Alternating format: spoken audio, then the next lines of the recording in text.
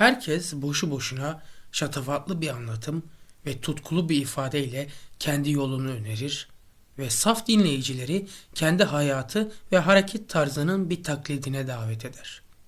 Yürek yüzdeki ifadeyle çelişir ve en üstün başarıda bile bizi gerçek amaçlardan uzak tutan tüm bu hazların tatmin edici olmayan yapısını anlamlı bir şekilde hisseder. Zevk düşkünü adamı inceler. Hazdan önce arzusunun şiddetini, amacını, önemini ölçerim ve görürüm ki tüm bu mutluluğu sadece onu kendisinden alan, suçunu ve sefaletini görmesine engel olan düşüncesinin telaşından kaynaklanmaktadır. Aptalca peşinden koştuğu zevki tattıktan bir an sonra suçluluk ve sefalet duygusu misliyle geri döner. Zihni korku ve pişmanlıkla acı çeker. Bedeni tiksinti ve toklukla bunalır. Ama daha saygıdeğer, en azından daha mağrur bir şahsiyet, cesurca eleştirimizin karşısına dikilir. Filozof ve ahlaklı insan sıfatını takınarak en katı incelemeye kendini sunmayı önerir. Onayımıza ve alkışımıza gizlenmiş ama yine de görülebilir bir sabırsızlıkla meydan okur. Erdem'in takdir edilişindeki bu tereddüde içerlemiş görünür.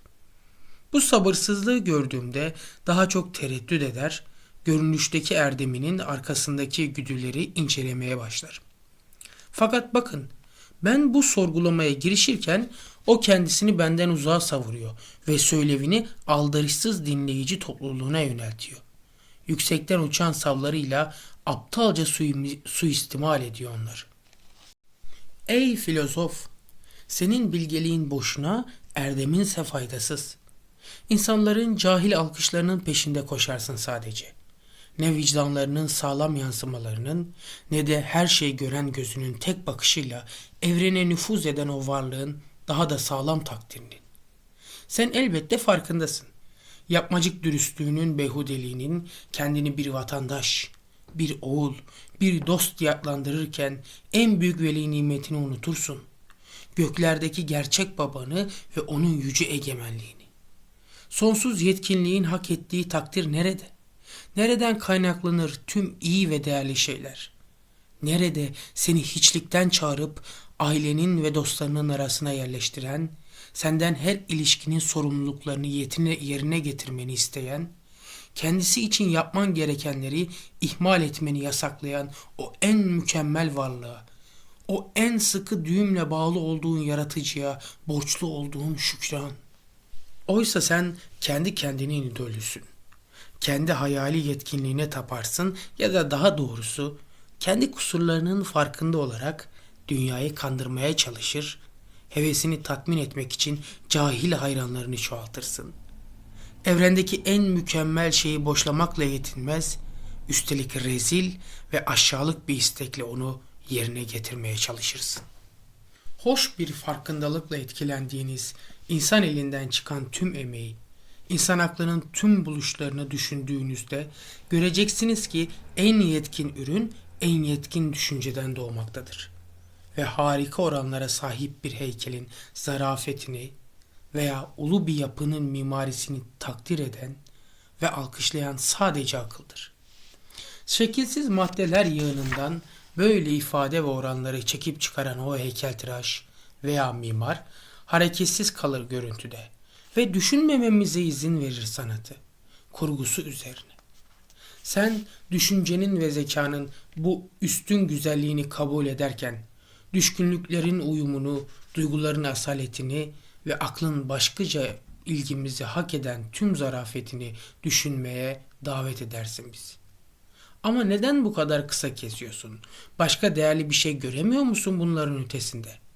Güzellik ve düzene coşkulu alkışların arasında en mükemmel güzelliğin, en yetkin düzenin nerede bulunacağından hala habersiz misin? Sanat eserlerinin doğanınkilerle bir karşılaştır. Göreceksin ki hepsi onun taklididir. Bir sanat eseri doğaya ne kadar yaklaşırsa o kadar kusursuz sayılır. Yine de en yakın halinde bile ne kadar da uzaktır doğaya ve ne kadar da uçsuz bucaksız bir mesafe vardır arada. Sanat doğanın sadece dış yüzünü kopyalar. taklit etmesi mümkün olmayan ve kavrayışının ötesinde olan o saklı alanı, daha takdire değer pınarlarını ve ilkeleri dışarıda bırakır. Sanat, doğanın sadece önemsiz eserlerini kopyalar. Umutsuzca o azamet ve ihtişama ve hayret uyandıracak kadar ustalık eseri olan asıllarına ulaşmaya çalışır. Öyleyse evrenin bu hassas ve muazzam düzeninde bir zeka ve tasarım bulamayacak kadar kör olabilir miyiz? Sonsuz bir iyilik ve bilgeliğe sahip o zeki varlığı düşündüğümüzde ibadet ve tapınmanın sıcacık mutluluğunu hissetmeyecek kadar aptal olabilir miyiz? En kusursuz mutluluk, kuşkusuz en kusursuz şey üzerine derin derin düşünmekten doğmalı. Fakat güzellik ve erdemden daha kusursuz ne olabilir?